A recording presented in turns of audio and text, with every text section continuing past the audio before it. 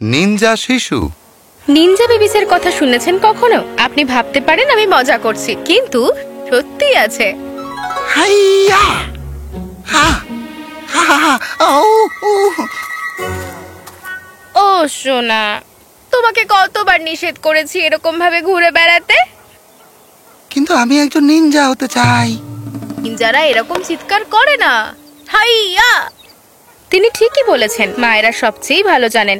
আসল নিনজা তারা অদৃশ্যতার মাস্টার, এতটাই দক্ষ তাদের চারপাশের সবকিছু পর্যবেক্ষণ করার সময় খুব কম লক্ষ্য করে। ও, আর যার কথা বলছি এখানে তাকে প্রায় চোখেই পড়েনি। মা এরিকা, তুমি এখানে? আমি তোমাকে সব জায়গায় খুঁজছি। আমি এখানেও তোমাকে খুঁজে গেছি, কিন্তু পাইনি। আমি শুধু ওই পাখিটাকে দেখছিলাম, এটা একটা ঠান্ডা জায়গা পেল।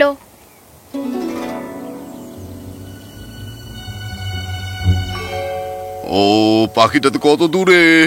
ওর গায়ে তুমি দাগ দেখতে পাচ্ছ? ওহো, আচ্ছা, খাবার সময় হয়েছে। আমরা সব সময় কি বলি? একটি স্বাস্থ্যকর শরীর, একটি সুস্থ মনের উপায়।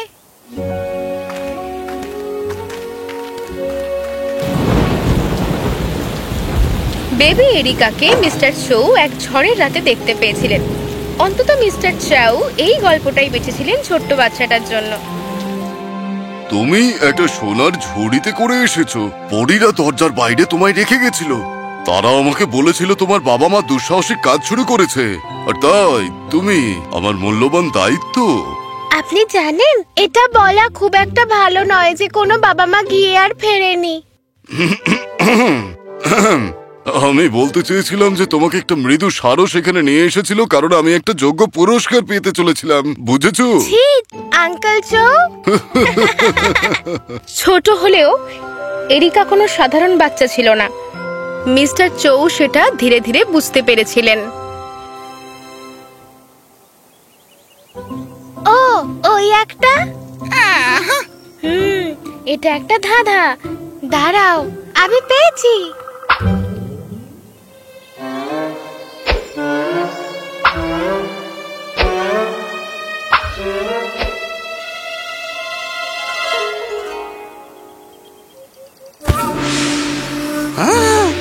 এক ফোঁটাও ঘাম না ঝরিয়েই তুমি বুঝে ফেললে।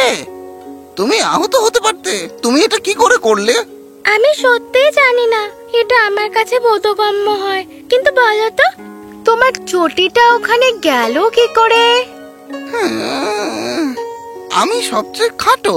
আমার বন্ধুরা মনে করে এটা নিয়ে মজা করা যায়। মানে আমি জানি তা না আমার বন্ধু, কিন্তু কখনো তো মনে হয় তারা থামুক।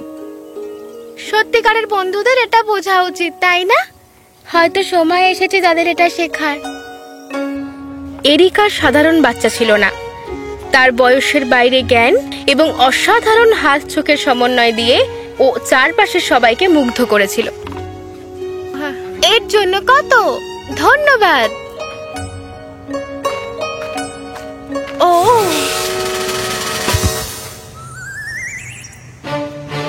তুমি ওখানে যাও। ওয়াও এরিকা, আমি আশা করি আমার স্যামি এই জিনিসগুলো ধরতে পারতো। কিন্তু রঙের ব্যাপারে এত ভালো মিসেস ডারভেল। আমি যদি স্যামির মতো ছবি আঁকতে পারতাম। খুব ভালো লাগছে প্রিয়। এরিকার তীক্ষ্ণ পর্যবেক্ষণ দক্ষতা তার তৎপরতার মতোই লক্ষণীয় ছিল। আমি কি ওই কমলা লেবুটা পেতে পারি?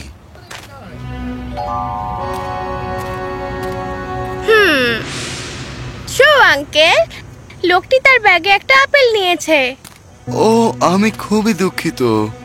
এইটা হয়তো ভুল করে এখানে পড়ে গিয়েছিল। দয়া করে এটা ঠিক জায়গায় রেখে দিন। দেখেছো এরিকা, কখনো কখনো যেমনটা তুমি মনে করছো তেমনটাই হয় না। আমি জানি আমি কি দেখেছি। এখানে এখনো কিছু ঠিক নেই। এরিকার অন্তর্দৃষ্টি ক্ষুরোধার তীক্ষ্ণ ছিল এবং মিস্টার রড্রিকের ক্ষেত্রে তিনি এটি পুরোপুরি বিশ্বাস করেছিলেন। আমি ওখানে পার্ক করতে পারবো না। ওখানে তো প্রতিবন্ধীদের পার্ক করার জায়গা। ও, আমি তো সেটা দেখিনি। ধন্যবাদ আমাকে দেখিয়ে দেওয়ার জন্য। কোনো ব্যাপার না, আমি এখান থেকে দূরে কোথাও পার্ক করব।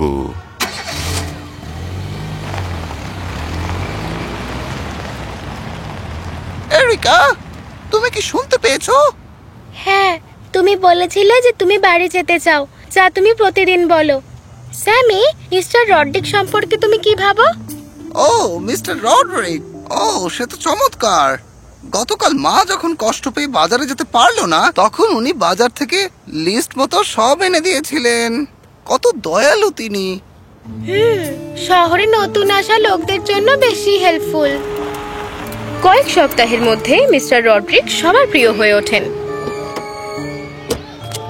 তিনি বড়দের সম্মান করতেন, শহরের নিয়ম মেনে চলতেন, এমনকি ছেলে মেয়েদের মন জয় করেছেন। আমি সবার জন্য চকলেট এনেছি। কিন্তু আমার তো চকলেট খাওয়ার কথা নয়। ও তাই নাকি? এইটুকুই তো শুধু। আমি মিসেস ডারওয়েলের সাথে কথা বলে নেব। তুমি নিশ্চয়ই এরিকা, তুমি কি একটা চকলেট খাবে না? না, প্রয়োজন নেই। আঙ্কেলের সাথে দুপুরের খাবার খেতে বাড়ি যাব। ও, তুমি তোমার কাকার সঙ্গে থাকো। আমি নিশ্চিত সে মজাদার লোক। ইনি এসব কি করে জানলেন? সব ঠিক আছে তো? মনে হচ্ছে তুমি চিন্তিত। চাও আঙ্কেল, আমি যদি কাউকে বিশ্বাস না করি যাকে সবাই বিশ্বাস করে, তাহলে আমার কি করা উচিত? এটা কি বলে প্রবৃত্তি, আর তুমি এটাকে অস্বীকার করতে পারো না। সবার কথা শোনো, কিন্তু নিজের উপরে বিশ্বাস রেখো। সেই সঙ্গে এরিকার একটা পরিকল্পনা ছিল। সে মিস্টার রডরিকের পিছু পিছু তার প্রতিটি পদক্ষেপ দেখছিল, কিন্তু একবারের জন্য ফোকাস হারায়নি এরিকা। ও ছিল অবিচলিত, স্থির ও শান্ত, সত্যিকারের নিনজার মতো। এইভাবে চলল কয়েকদিন। প্রতিদিন সকালে রডরিক তার বাসা থেকে বের হতো আর এরিকা তার পিছু নিত। এরিকা তার প্রতিটি পদক্ষেপ নোট করে রেখেছিল।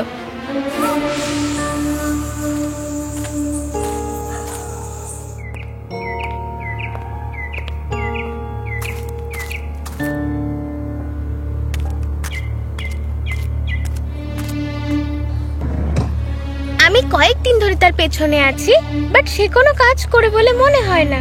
কেন?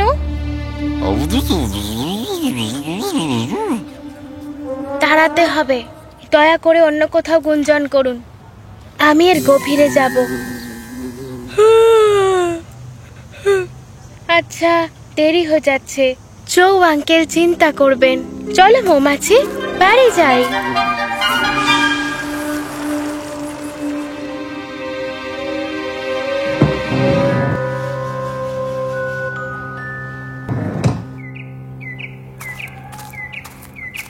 শুভ সকাল মা, এসো আমাকে সাহায্য করো। চৌ আঙ্কেল, প্রতিদিন তুমি এটা করো। আগাছা তো তাড়াতাড়ি অঙ্কুরিত হয় না। আমি জানি, তবে ধারাবাহিকতাই মুখ্য। এটা বিরক্তিকর হতে পারে, কিন্তু তুমি কিভাবে আয়ত্ত করছো? আজকের পৃথিবী বিক্ষিপ্ততায় পূর্ণ, তবে একঘেয়েমি লক্ষ্য দৃঢ় করে। কিন্তু একই কাজ করা বিরক্তিকর। হ্যাঁ, সেটাই তো। আর সেটার জন্য এটা প্রতিদিন করা উচিত। তুমি দেখবে আজকাল সবাই সারাক্ষণ অন্যমনস্ক হয়ে আছে, তবে বিরক্ত হওয়া লক্ষ্য পূরণের আরেকটা অংশ। যদি তুমি একই জিনিস বারবার করতে থাকো, তবেই তুমি আয়ত্ত করতে পারবে। হ্যাঁ, অবশ্যই। ঠিক আছে চৌ আঙ্কেল, ধন্যবাদ। বিদায়। হ্যাঁ,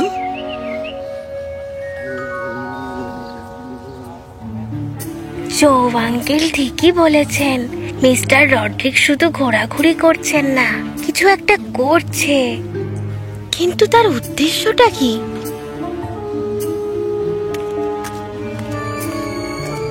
এরিকা মিস্টার রডরিকের গতিবিধি দেখছিল।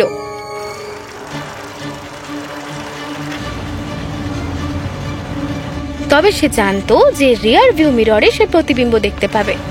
তাড়াতাড়ি চিন্তা করে নিনজা এরিকা একটা চতুর ফন্দি আঁটল।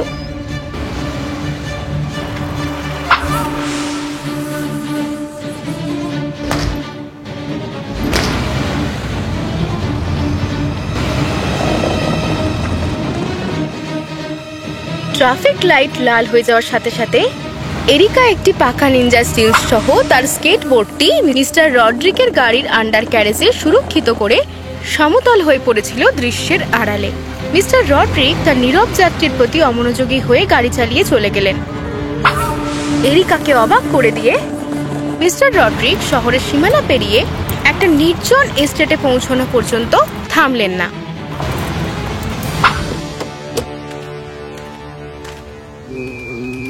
হ্যালো মৌমাছি, আমাদের কখনোই এই ঝুঁকিপূর্ণ কৌশলের পুনরাবৃত্তি করা উচিত নয়, বুঝলে?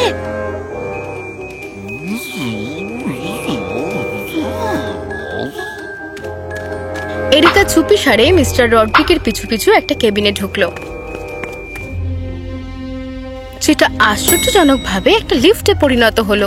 ভিতরে যেটা শুনলো, যা শুনে সে স্তম্ভিত হলো। স্যালি, আমাদের নজরদারি থেকে কোনো খবর আছে কি? বস, আমরা যে সমস্ত ক্যামেরা ইনস্টল করেছি সেই হুমকি আমরা এখনো শনাক্ত করতে পারিনি, যেটা সম্পর্কে আমাদের সতর্ক করা হয়েছে। আমাদের গোয়েন্দা তথ্য স্পষ্ট ছিল এই শহরটি একটি শক্তিশালী উপস্থিতি দ্বারা সুরক্ষিত। তবুও শহরবাসীর কেউ কোনো বিপদ ডেকে আনছে বলে মনে হয় না। চলো তাহলে এই ভৌতিক হুমকিতে আর সময় নষ্ট না করে আমাদের পরিকল্পনা নিয়ে এগিয়ে যাবার সময় হয়েছে। বুঝতে পেরেছি বস, আপনারা ভালোভাবেই শিখিয়েছেন। পরিকল্পনা অনুযায়ী নাইট মিউজিয়ামটি আজ রাতে কীটপতঙ্গ নিয়ন্ত্রণের জন্য বন্ধ রয়েছে। এই শহরের মূল্যবান রত্নটি হাতিয়ে নেওয়ার এটাই হয়তো ঠিক সময়। একদম তাই। এখন আমাদের যা করতে হবে তা হলো কীটপতঙ্গ কর্মীদের ছদ্মবেশ ধারণ করে সরাসরি জাদুঘরের ভেতরে ঢুকে পড়া। সেই রাতে নাইট মিউজিয়ামে মিস্টার রড্রিক এবং মিস্টার স্যালির জন্য একটি বিস্ময় অপেক্ষা করছিল। স্যালি, মিসেস ডারওয়েল এখানে এখন কি করছেন? আমরা কীটপতঙ্গ নিয়ন্ত্রণ অফিস থেকে এসেছি। আর আমি এখানে বিউটি ক্লিনিক থেকে এসেছি, স্পষ্টতই।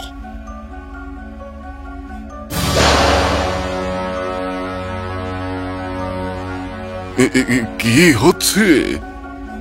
মিস্টার রড্রিক, আপনি কি রত্নটি চুরি করার চেষ্টা করছিলেন? অবশ্যই, কিন্তু দাঁড়ান, আমি এটা স্বীকার করলাম কেন? আপনার ক্যামেরা যা প্রকাশ করতে ব্যর্থ হয়েছে তা হলো আমিও একজন ফার্মাসিস্ট, আর আমার বাড়িতে আমি নানান রকম ওষুধ তৈরি করি। আপনি ঘুমন্ত অবস্থায় একটি সত্যি কথা বলার সিরাপ খেয়ে নিয়েছেন। কিন্তু আপনি কি করে জানলেন যে আমরাই ছিলাম? আমার সতর্ক মেয়েকে ধন্যবাদ যে তোমাদের সব কথা শুনেছে। মিসেস ডারওয়েল, আপনি কি সেই হুমকিটা জানেন যার ব্যাপারে আমার সতর্ক করা হয়েছিল? কি? এবার এগুলো কেটে ফেলুন মিস্টার রড্রিক। মিসেস ডারওয়েল, চলুন সেই ক্যামেরাগুলোকে খুঁজে বার করা যাক। আমি এটা সামলে নেব। শহরটি স্বাভাবিক অবস্থায় ফিরে আসার সাথে সাথে এরিকা তার নিনজা দক্ষতা অব্যাহত রেখেছিল। এবার সময় কুকিজ চুরি করার। স্যামি তার চিত্রকর্মে ফিরে আসে। মিসেস ডারওয়েল তার সুন্দর কাজ আবার শুরু করেন। রড্রিক আর স্যালি নিজেদের কারাগারের পিছনে খুঁজে পেয়েছিল। যাই হোক, রহস্যগুলি দীর্ঘায়িত হয়েছিল। রড্রিক আর স্যালির কেবল গোপন এজেন্ডা ছিল না।